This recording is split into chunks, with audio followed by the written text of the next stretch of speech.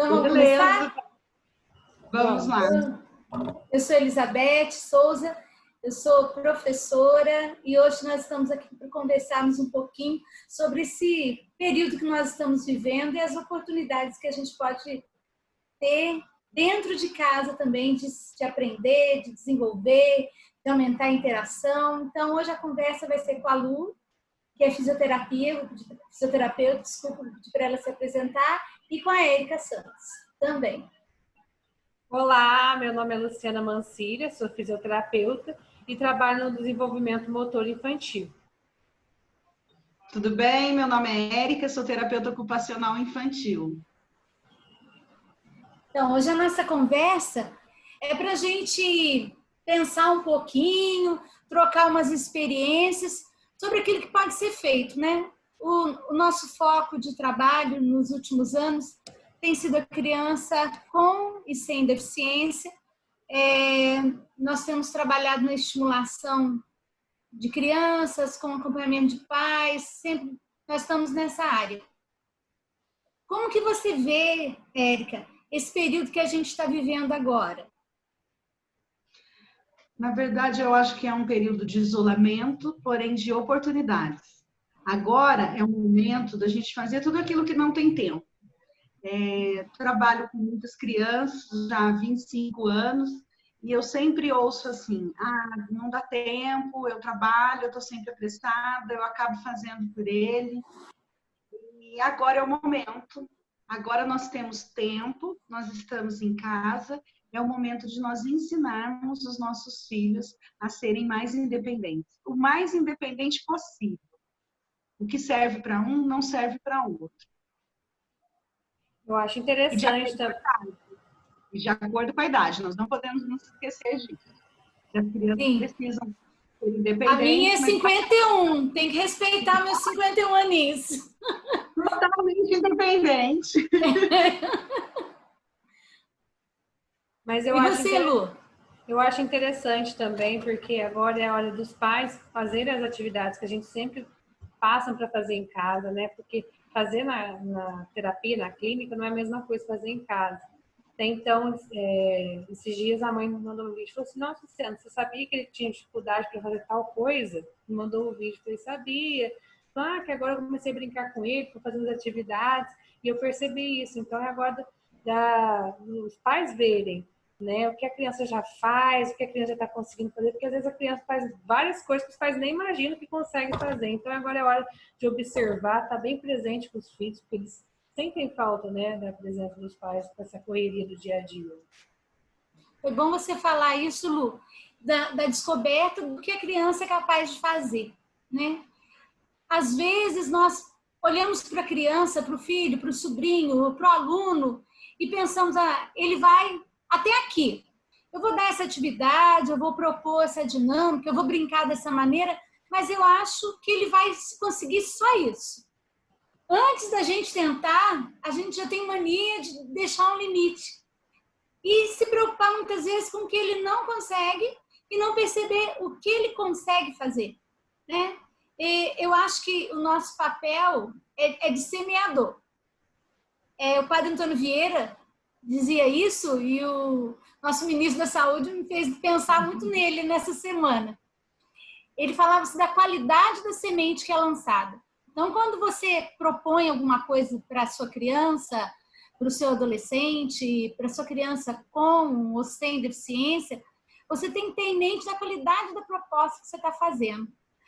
Vamos fazer um bolo, mas vamos propor esse bolo com alegria, vamos propor esse bolo com o intuito de compartilhar desse momento, vamos propor fazer esse bolo lendo a receita, aproveitando sem a pressa, né? Eu acho que agora a gente está numa época que ninguém pode falar que está com pressa e pode observar mais, né?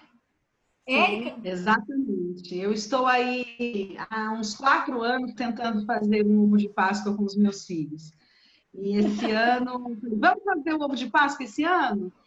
Você nunca tem tempo. Aí eu falei, esse ano eu tenho tempo. Sobra.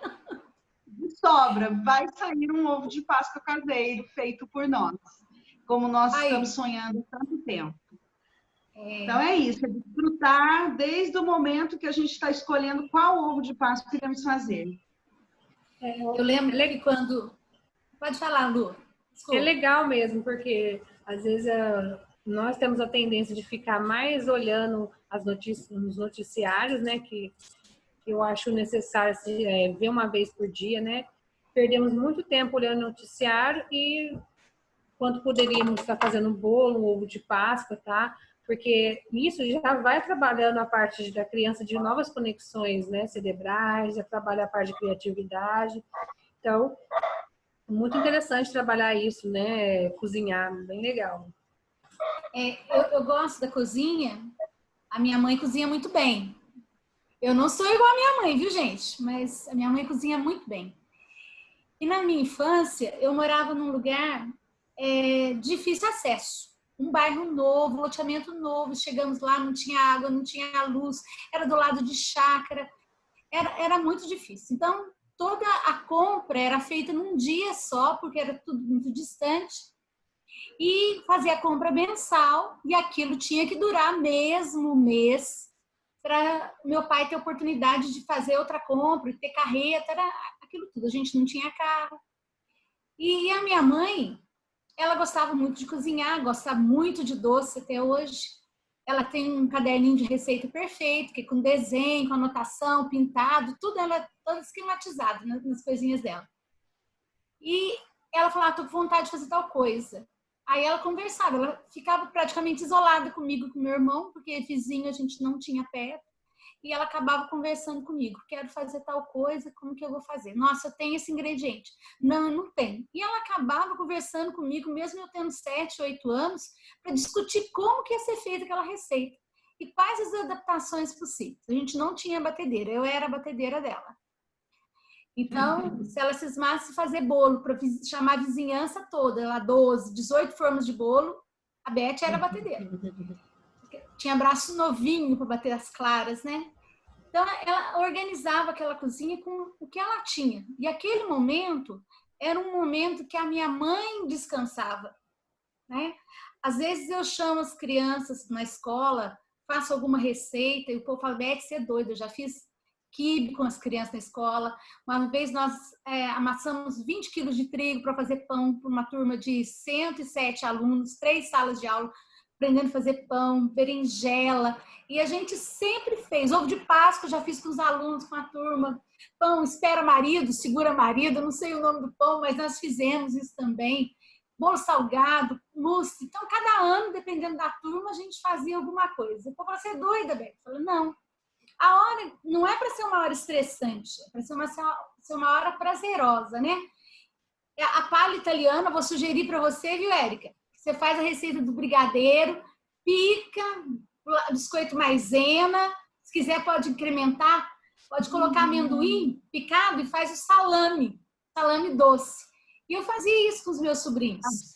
Então, nessa hora, a Lu vai ser melhor para falar do que eu. Tinha que picar. Então, todo o movimento, né, com as pontinhas do dedo, toda essa parte de mão era trabalhado. Depois tinha que amassar, tinha que enrolar se fosse fazer o salame, tinha que cortar em fatias. Então, era uma atividade que eu fazia na Páscoa com as crianças, tanto os meus sobrinhos como com os meus alunos, mas a gente estava aproveitando aquilo para desestressar, para interagir, para se alegrar, e aquilo que a gente tinha.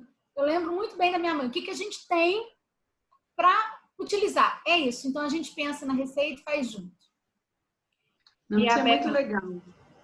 E assim, o que acontece? A receita, ela tem um começo, um meio e um fim. E logo em seguida, você já desfruta dela quando ela está pronta. Então, vem muito rápido o feedback. É uma coisa que a pessoa se sente capaz rapidamente. Então, os pais deveriam aproveitar esse momento para cozinhar. Muito. Legal, Érica. Eu nunca tinha pensado nisso, nesse feedback. Na verdade, acho que eu pensava assim, eles vão adorar comer.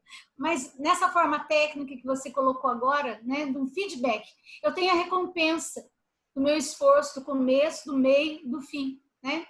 Quanta possibilidade de leitura numa receita. né? Quanto a possibilidade de matemática numa receita.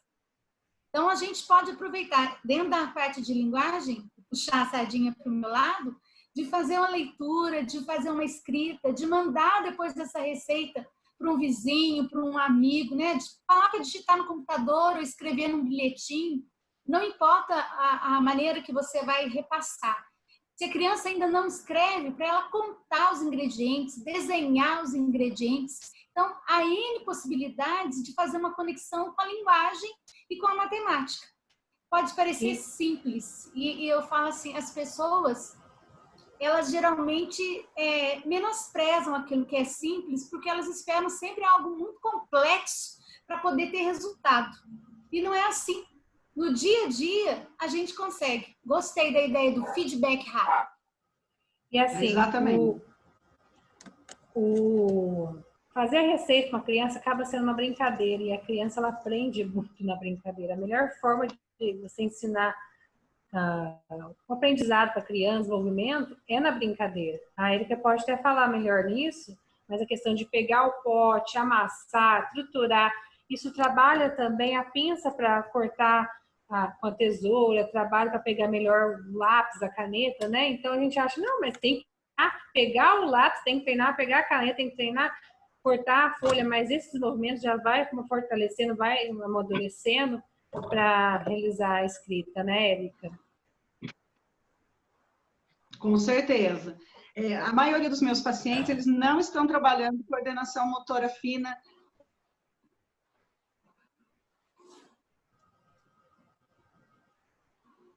Érica? Érica? A gente tem um probleminha aqui com a Érica. Enquanto ela se recupera aí no som, eu vou falar aproveitando. Vai congelou a mais dela. Essa parte da coordenação motora. Como é importante todo o trabalho que é feito com as mãos, né, que precede a escrita, que antecede a escrita. Às vezes a gente quer que a criança escreva, mas ela precisa antes cortar, ela precisa antes manipular. A Érica voltou. Voltou, Érica? Volta aí no ACO. Você ia falar de escrita, estava na parte escrita, Érica. Que eu acabo não treinando isso diretamente com eles, com lápis e com utilizarmos os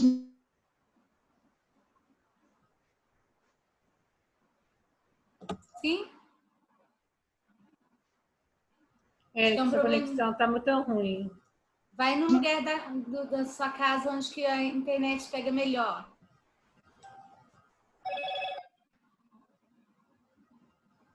Isso. Então, aquilo que a gente pode trabalhar. A gente tem a parte da culinária, mas a gente também tem outras situações, né? Eu lembro que a minha mãe arrumava a cama para deitar na hora do Jornal Nacional. Meu pai adorava o jornal, mas a gente tinha que ficar quieto. Então, o que minha mãe fazia? Oi. Vamos lá. Lá. Oi. Eric, depois eu pego. Vamos ver se agora eu consigo. Meu vizinho é muito barulhento. O som está saindo, mas o seu rosto está congelado. Melhorou. Agora deu. Sou eu que não estou me mexendo. Então, para fazer uma atividade que eu vou mexer, eu vou trabalhar punho, vou fortalecer punho. As pessoas pensam muito na coordenação motora fina, na pinça. Mas, para a escrita ser uma escrita legal, e que uma escrita funcional, rápida, que desgaste menos tempo, que gaste menos energia da criança, eu preciso ter fortalecimento de punho. E isso é um treino que dá para se fazer utilizando alimentação. Só de eu mexer a colher, abrir, eu sempre vou trabalhando as atividades bilaterais, que eu uso as duas partes do corpo, assim como eu fortaleço o punho também. Para depois eu chegar aqui, pegar coisinhas pequenas, segurar no lápis, é fácil. O difícil é manter a postura, eu ter força no meu braço, utilizar a musculatura correta. E eu também posso fortalecer essa parte da mão, que aqui nós temos uma musculatura que faz esse movimento, e faz o arco da mão. Então, quando eu seguro numa caneta, eu faço um Czinho, que é o arco da minha mão. Eu preciso desse movimento, eu preciso estar com o punho estendido para que eu consiga fazer isso rapidamente e com menos gasto de energia. Entendeu? Exatamente. Por isso que é extremamente importante essas brincadeiras de massinha, né?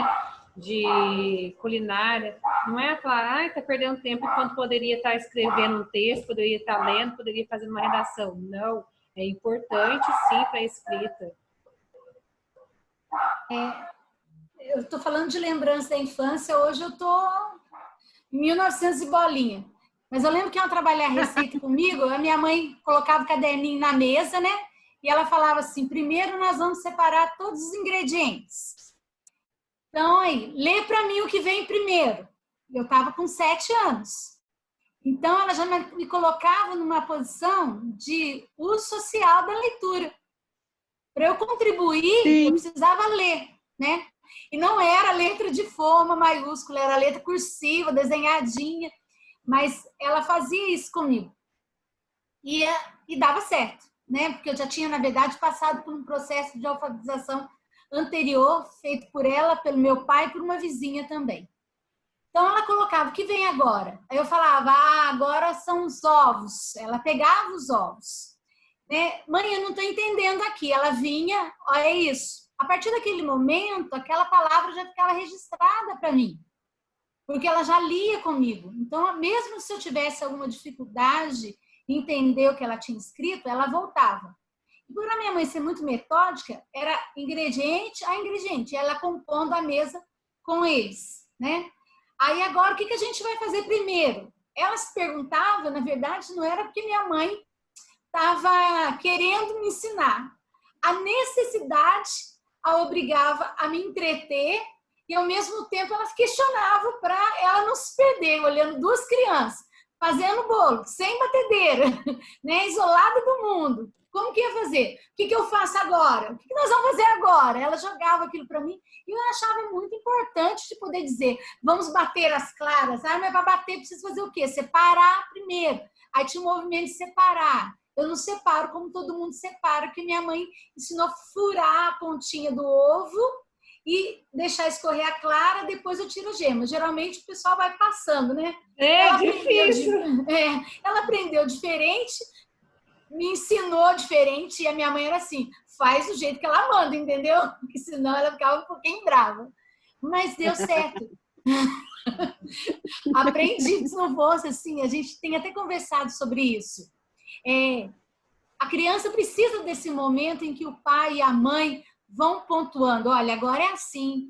Você vai errar? O pai e a mãe vão errar? Bom, com certeza, gente. Uma hora vai ficar mais bravo, uma hora vai ficar mais abaixo do que deveria ser em questão de pulso, de firmeza, mas isso também é um aprendizado, né? É um bem bolado que a vida nos obriga a fazer. Também trabalha a parte de organização, né? Que aí você tem que seguir a receita, agora o ovo, agora o trigo. Então, você trabalha a parte de organização, né? Isso. Com certeza. E os pais têm muito medo mas vai fazer sujeira. Ele não sabe fazer. E aí, o que eu sempre falo, ele não vai aprender se ele não treinar, porque tudo que nós aprendemos é com treino. Ninguém pega e começa a fazer um bordado do dia para a noite. Assim como ninguém vai cozinhar do dia para a noite. Então, na hora que eu vou colocar um açúcar, eu posso derrubar da colher, porque eu ainda não tenho as habilidades necessárias para isso. Mas depois da 10ª colher, provavelmente eu vou estar acertando. Vai cair? Vai sujar? Não tem outra maneira de aprender. E eu derrubo até hoje. Banho, né? Tudo vai derrubar, vai perder, vai sujar. Mas a gente já ensina a limpar, sabe? Minha mãe já deixava um paninho limpinho, derrubou, já limpa, para a sujeira não aumentar. Então, a gente já aprende higiene e organização. Não, é interessante, né? Porque até quando nós vamos aprender nós mesmos aprender alguma coisa, a gente faz tudo errado, a gente faz atrapalhado. E aí, conforme a repetição, a gente vai se aperfeiçoando, igual um aplicativo no celular. Eu começo a fazer tudo errado, depois eu vou me aperfeiçoando. Até hoje, esses dias, fui fazer pudim. Tá? Fui fazer o açúcar, né? Derreter o açúcar, gente, foi difícil. Agora eu estou para fazer o segundo, mas já peguei as manhas. Sei que vai ter que ser no fogo baixo, tem que levantar um pouco a forma e aí mexendo sem parar. Porque aí eu mesmo criei mais conexões cerebrais. Falei, olha, daquele jeito tá errado, agora eu vou fazer isso. Adaptações, eu vou criar adaptações para a próxima vez fazer correto. Eu tive um professor que ele dizia que o seu Newton, que o que move o homem é a necessidade. Se a gente não for colocado numa situação de que precise fazer alguma coisa, a gente estaciona, né? A necessidade nos impulsiona, seja essa necessidade provocada por uma vontade de comer um doce, né? Porque a mãe mandou, porque a gente precisa se alimentar, porque a lição de casa pede uma confecção de uma receita. Você tem uma necessidade e essa necessidade vai nos movimentar. Porque se a gente ficar paradinho numa zona de conforto, não existe aprendizagem. A gente precisa ser desafiado. Né? Exatamente. É aí que entram as funções executivas. Faltou nossa neuropsicóloga para nos explicar. Faltou a Lúcia. Lúcia, cadê você? Para explicar sobre isso. Então, a cada necessidade, nós vamos desenvolvendo, amadurecendo o nosso cérebro. Então, hoje eu sabia fazer um bolo, agora eu sei fazer um bolo doce e um bolo salgado. E aí eu vou desenvolvendo essas habilidades cognitivas, que são tão importantes para o meu dia a dia. Então, que os pais eles possam utilizar o que tem em casa, esse momento tão rico que nós estamos vivendo, para desenvolver o cérebro das crianças. As crianças têm que voltar para a escola mais amadurecida, motoramente melhores, fazendo coisas que não faziam. Elas têm que voltar de outra maneira, elas não podem voltar do mesmo jeito. Aliás, eu acho que após isso tudo, ninguém mais vai ser o mesmo. Não. A gente mais vai ser o mesmo. Exatamente. Eu tenho aprendido valores, né? Dar mais importância em momentos que eu não dava. Ninguém acho que consegue ser o mesmo, né? Estamos aprendendo valores, aprendendo... E outra coisa sobre a criança, valida a criança. Fez o bolo, derrubou tudo, o ovo, mas valida. Fala assim, no final deu certo, a próxima vez fique atento ao ovo. Mas ficou ótimo, é isso mesmo. Validar também, né? Isso. Eu já fiz tanto bolo sem açúcar, sem o pó royal. O pó royal eu esqueço. A minha mãe era organizada, né? Eu acompanhava, mas eu ainda sou meio estrambelhada. Então, na hora, o que eu esqueci? Ou então, o que eu troquei, né? Isso mesmo sendo adulto, com 51 não, gente. Eu tô com 50 ainda, com 50 anos, né? Todo dia a gente vai aprendendo uma coisinha. Não tem como a gente dizer assim, não sei, né? Eu costumo falar que a gente brincar na escola, que quando uma criança ou um adulto falar, eu não sei, assim, eu só sei fazer assim. Aí eu ainda brinco, síndrome de Gabriela, né? Eu nasci assim, eu sou mesmo assim, eu sou Gabriela. Não pode, gente. Gabriela é só lá na novela. A gente tem que falar, não, eu não sei, né? Como para mim, né? Uma mulher de 50 anos, acostumada com caderno, com livro, para usar a tecnologia, é uma aprendizado, gente, nova e desafiadora, né? Graças a Deus que eu tenho o João Henrique aqui em casa. Falei para ele que eu casei por interesse tecnológico. Mas eu tenho que aprender.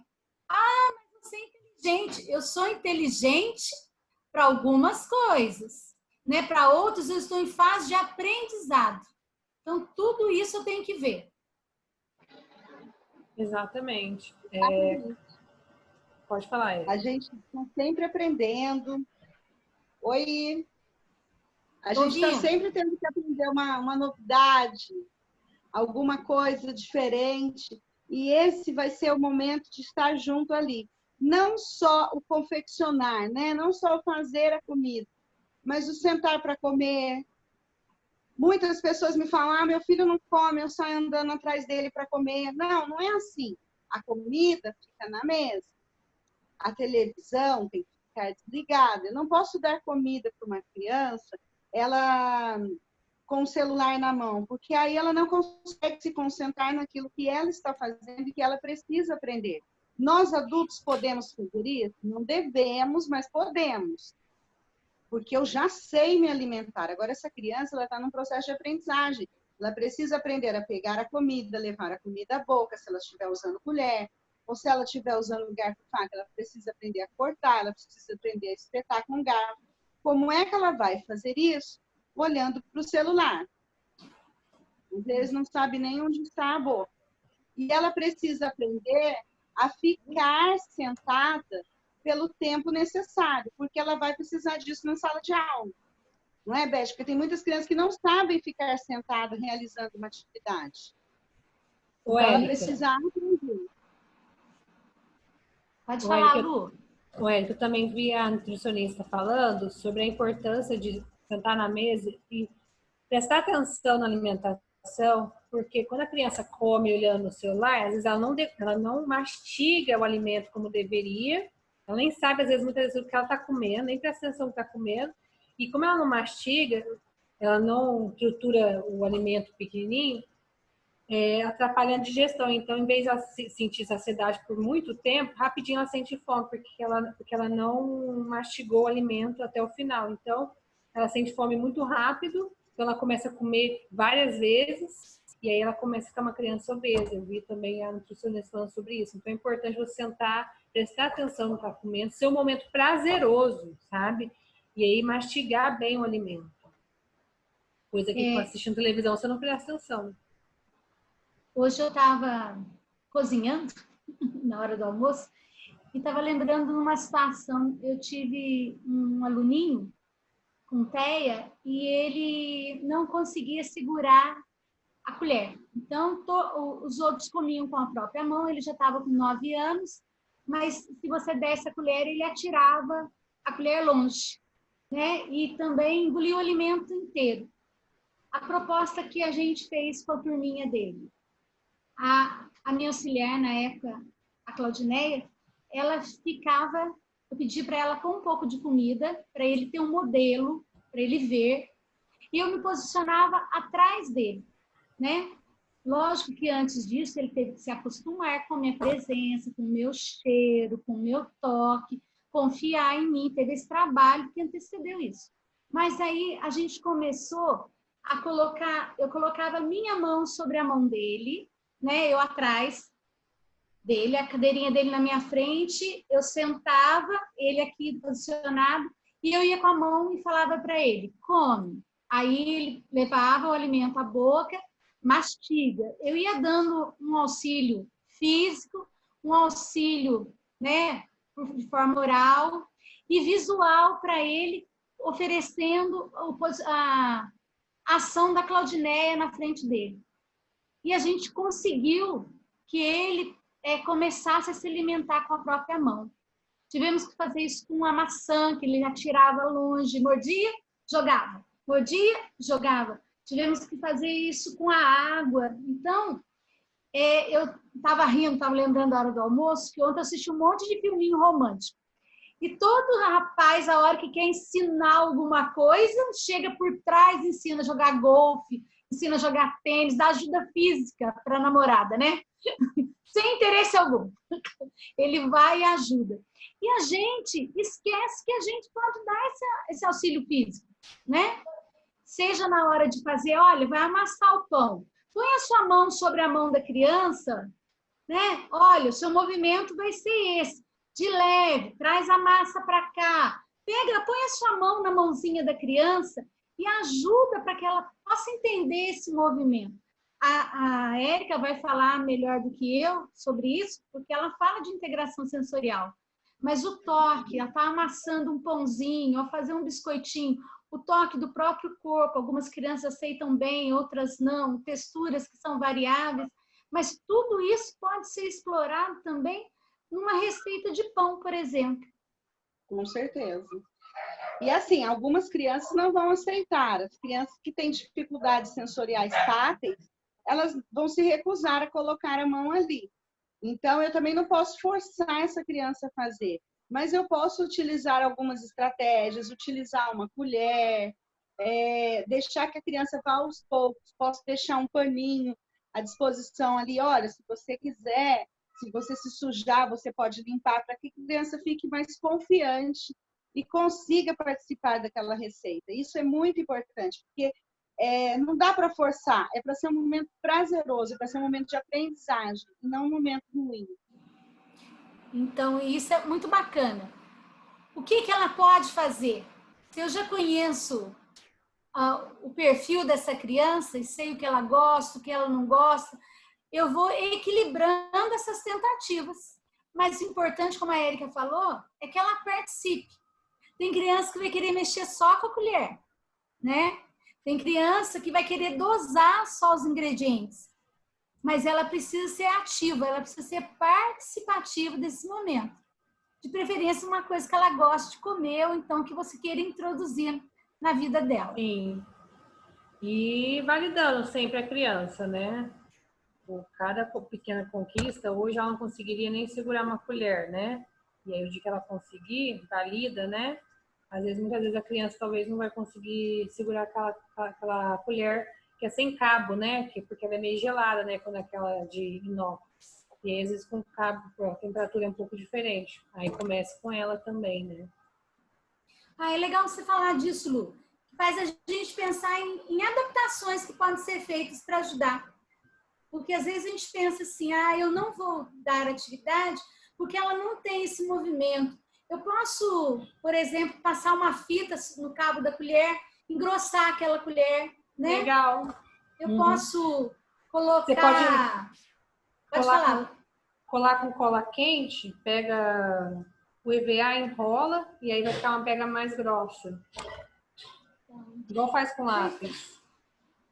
Usar da criatividade também para poder adaptar. A gente sempre fala em escola, eu tenho medo quando a gente fala em adaptação, porque as pessoas têm uma tendência a achar que adaptar é facilitar o conteúdo demais, não dá nada desafiador, ou dá um material xerocado, aquilo que já está pronto lá, só para a criança não ter que pensar, né?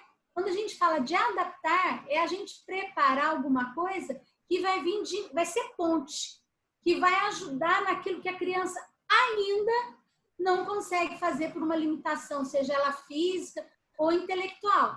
Mas a gente vai se adaptando e o objetivo é que a criança consiga seguir em frente e cada dia menos necessitar dessa adaptação.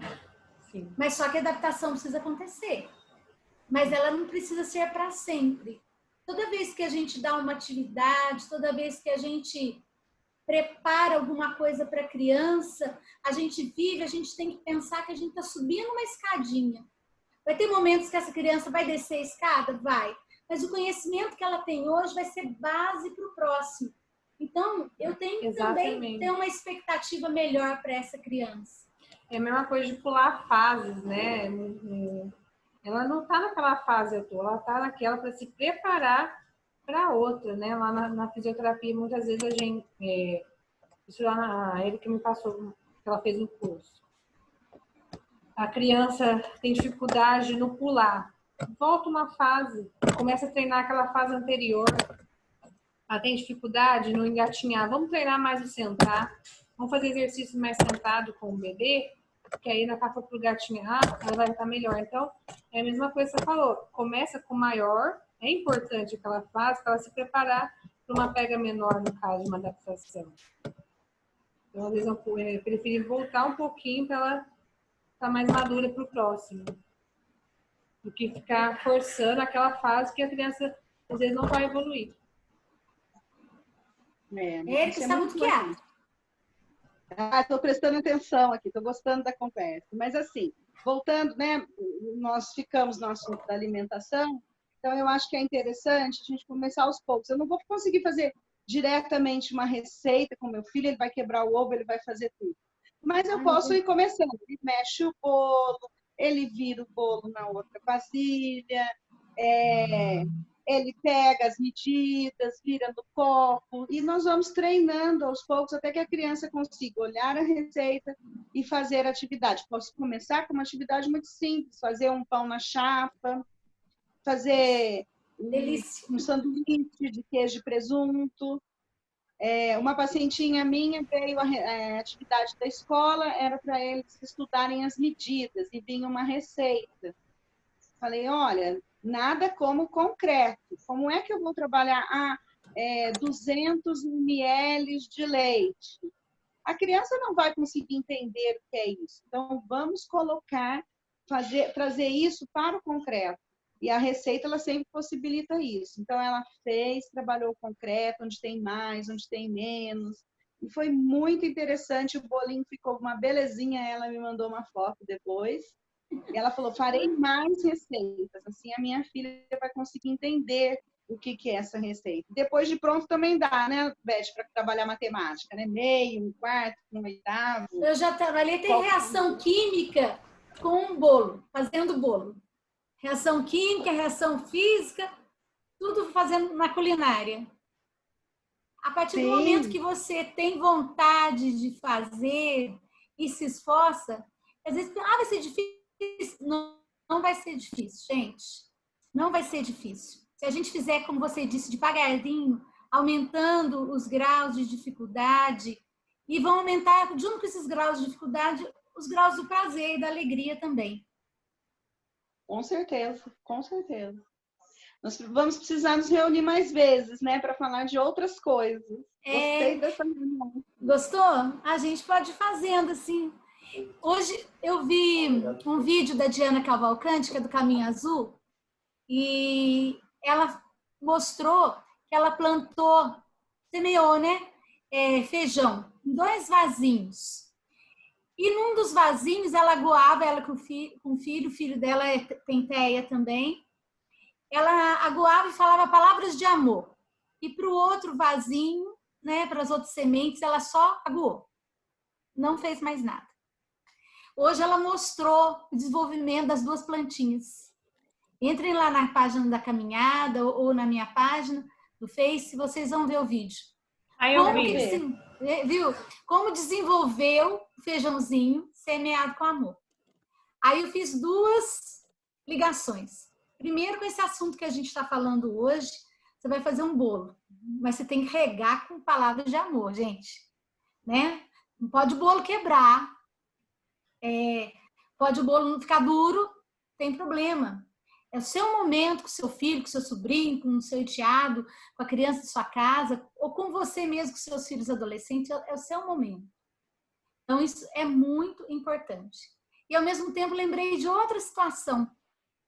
Plantei tomatinho cereja com as crianças, quando eu trabalhava na PAI, uma turminha de autistas. E quando nasceram, né, ficaram madurinhos os tomatinhos, a gente fez o sanduíche. Compramos alface, que a gente não tinha plantado alface, só tinha vasinhos, eu optei pelo tomate, e a gente foi fazer a refeição com tomate que eles escolheram. Gente, dá tempo de plantar cebolinha, dá tempo de plantar tomatinho cereja, né? O cuidado com as plantas é outra coisa, é outra conversa que a gente pode vir a ter. O quanto a gente aprende nesse exercício diário de cuidar de um ser vivo todos os dias. Você comer o que você plantou não tem preço. Fui eu que plantei, fui eu que fiz. Eu que amei, eu que cuidei. É muito legal. Eu brincava com os meus filhos quando eles eram menores, a gente fazia um restaurante. Então, como eu tinha que olhá-los e tinha que fazer a comida, e eu não tinha muita habilidade para isso, eu falava, para eles me darem sossego, nós vamos comer, aqui vai ser um restaurante agora. Então, vocês trabalham no restaurante. E aí eu era chefe, e aí a gente fazia. E uma vez eu fiz uma coxinha, comprei um negócio de fazer coxinha e fiz uma coxinha só. E aí eu lembro que fritei, porque não deu certo. eu lembro, o meu filho falou assim, essa é a coxinha mais gostosa que eu já comi. E eu fiquei imaginando, gente, a coxinha não deu nem certo, né? Tanto que eu nem consegui fazer a segunda, mas foi uma experiência muito legal. E a gente sempre lembra disso tudo. Ah, lembra quando a gente brincava de restaurante? E aí arrumava a mesa, fazia comida, servia na hora. Se um deles não tinha brincado, também não tinha trabalhado no restaurante, ficava triste. Então era uma coisa bem, bem legal mesmo. Passava o tempo. Passava bem o tempo, né? Eu acho que isso que é a qualidade desse tempo que você passou. Eu falo que é aquilo que a gente vive com o filho, com o sobrinho, com o aluno, com a criança, né? Eu encontro os meus ex-alunos. Eu dou aula, na verdade, desde os 13 anos, eu já dava aula em casa, de aula particular, mas comecei com 19, 20 anos como professora efetiva. Então, eu encontro com os meus alunos e, às vezes, até me frustro um pouquinho. Nossa, professora, eu lembro disso. Eles não lembram da matéria que eu dei, não. Eles lembram da experiência, do prazer que eles sentiam em estar com a turma realizando essas coisas. Os projetos diferentes. Eles fazem tanto projeto que a senhora fazia com a gente. Né? Hoje eu dou aula, hoje não, né? Que eu estou afastada por esses dias. Eu estava dando aula para filhos de alunos meus, né? Estava dando aula para o Yuri. Eu dei aula para a Maiara e vim dar aula para o filho da Maiara. Então, a alegria dela em falar assim, meu filho vai passar pelas mesmas experiências que eu passei. Então, se isso é com uma criança que passa algumas horas com a gente na escola, imagina você que tem a oportunidade de estar ligadinho com seu filho aí 24 horas. Né?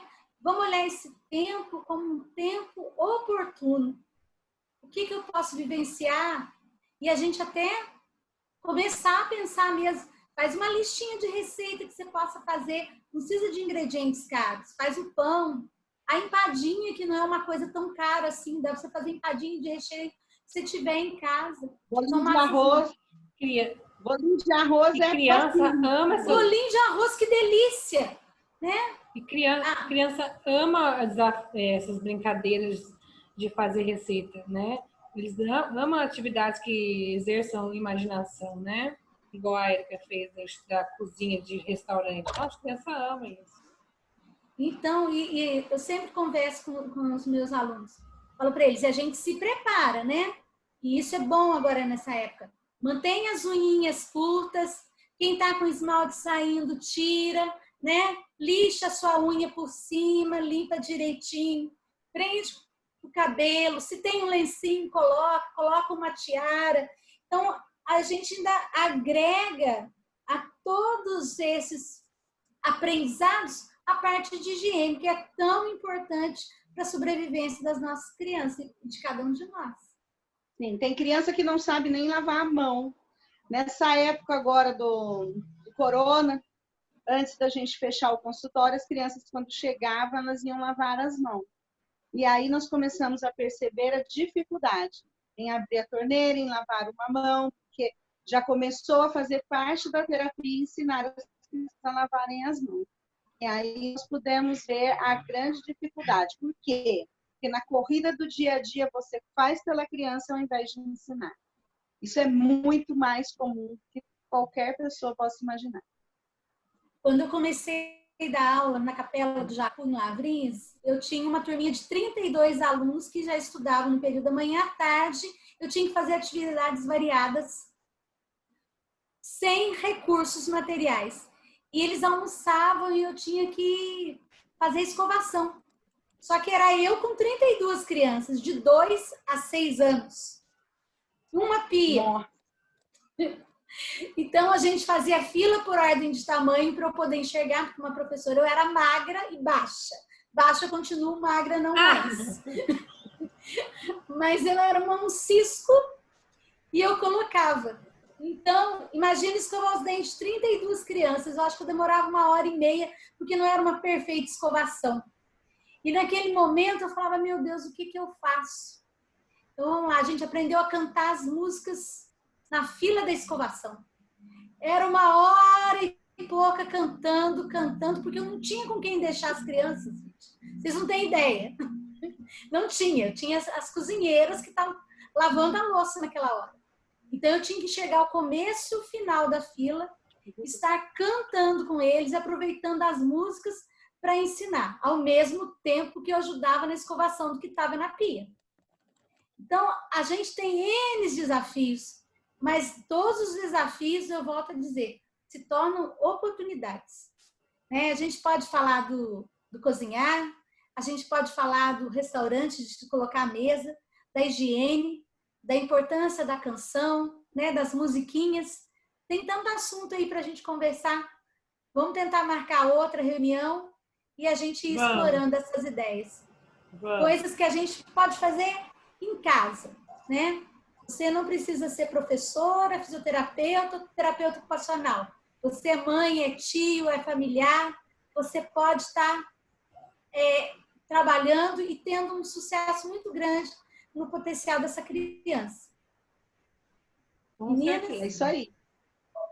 Façam, mandem pra gente, posta pra gente ver o pessoal aí fazendo. Quem tiver alguma dúvida, precisar de ajuda, é só nos achar nas redes sociais que nós podemos ajudar, dar dicas, dar ideias, pegar ideias com vocês também. Quero ver aí um monte de...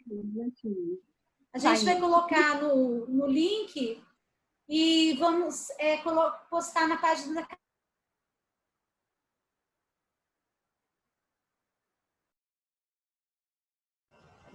Tá certo? Certo. E igual a Érica falou, façam mesmo. Aí a mamãe fala assim, mas eu não sei cozinhar. Procura no YouTube que tem passo a passo e aí vai aprender os dois, Os dois vão se aperfeiçoar, igual quando eu aprendi a fazer pudim. Não foi fácil, mas foi um desafio e foi divertido. Manda um pedaço aqui para mim, quem quiser, hein? Gente, eu sou diabética, mas eu aceito também.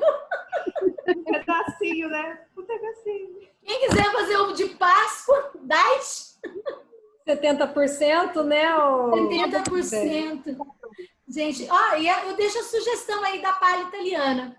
Viu? Faz a receita do brigadeiro, pica biscoitinho, faz essa massa ficar, conseguir modela os ovinhos. Depois você enrola no papel alumínio e guarda na geladeira. E deixa para comer de leite? Não vai dar tempo. Dá tempo, lógico que dá. É rápido. Você quer comer na hora? Não. Eu faço brigadeiro, para mim, usando creme de leite fresco, por causa da diabetes, para não usar leite condensado. Mas você pode usar a receita normal do brigadeiro, leite condensado, 3 colheres de chocolate, 1 de manteiga. Faz o brigadeiro, dá o ponto, espera esfriar um pouco, pica biscoito maisena, deixa esfriar, mistura, deixa esfriar mais um pouquinho e vai amassando. Quanto mais você picar o biscoito, melhor. Aí modela os ovos, enrola no papel alumínio ou um papel filme, deixa no congelador. E pode bolar depois uns enfeites, algumas coisas assim. É rapidinho. Estruturar o biscoito, eu já vi de você colocar na tábua de carne, sabe aquela tábua de madeira? E vir com aquele martelinho e cortar.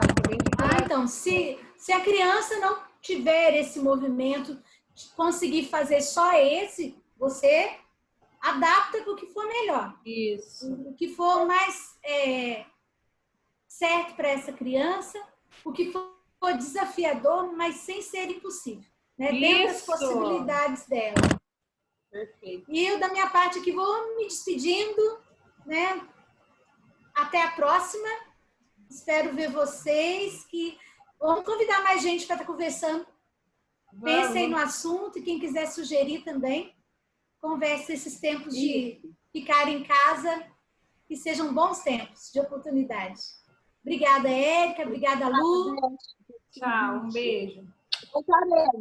Beijo. Oi, Lu. Oi, Érica. Não entendi. Érica, não entendi. Obrigada pelo convite. E vamos marcar a próxima, sim. Voltaremos para falar de outras atividades que podem ser feitas em casa, Eu gostei muito, gente. Fora que eu amo ver as carinhas de vocês. Obrigada pelo convite. Fique com Deus, tchau. gente. Tchau, tchau. Amém. Tchau. Deus. Tchau.